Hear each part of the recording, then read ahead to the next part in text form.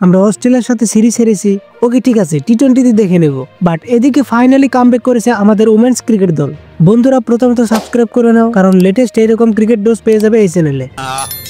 পরে ম্যাচটা ছিল ডু অর ডাই ম্যাচ। আসলে সেই প্রেসারের ম্যাচ ছিল, মানে তিনটা দল অলরেডি কোয়ালিফাই করে ফেলছে, বাদ রয়েছে 4 নম্বর স্পটটা, যেটা নিয়ে লড়াই ভারত এবং নিউজিল্যান্ডের। যে হারবে সে বেরিয়ে যাবে। পরে আমাদের দল তো প্রথমে ব্যাটিং করতে নামে, কারণ আমরা টসে হেরেছি, বাট তবু ওপেনিং থেকে স্মৃতি মান্দানা এবং প্রতিকা রাওয়াল ফুল প্রেসার নিয়েও নিজের দেশের কথা ভেবে নিজের বেস্ট পারফরমেন্স দেয়, যেটা স্মৃতি মান্দানা 109, প্রতিকা রাওয়াল 122, দুইজনে সেঞ্চুরি মেরে দেয়। আর এটা উমেন্স ক্রিকেটে অনেক বড় একটা হিস্টোরি হয় যে 231 রানসের পার্টনারশিপ হয় এই দুজনের ব্যাটিং থেকে। পরে প্রতিকা রাওয়ালের এটা প্রথম বিশ্বকাপের 100 হয়, কিন্তু মান্দানা অনেকটি রেকর্ড করে, যেখানে মোস্ট 100 ইন ওডিআই ক্রিকেট হিস্টোরিতে তিনি 2 নম্বরে আছে। 1 নম্বরে আছে অস্ট্রেলিয়ার ম্যাগলানিং, নেক্সট আবার মোস্ট ইন্টারন্যাশনাল 100s এর মধ্যে মান্দানা আর ম্যাগলানিং সমান সমান হয় 17 করে। কিন্তু এদিকে মানে ওয়ার্ল্ড কাপের এই স্মৃতি মান্দানা সব থেকে বেশি রানস করেছে, আর প্রতিকা রাওয়ালও সেকেন্ড পজিশনে আছে।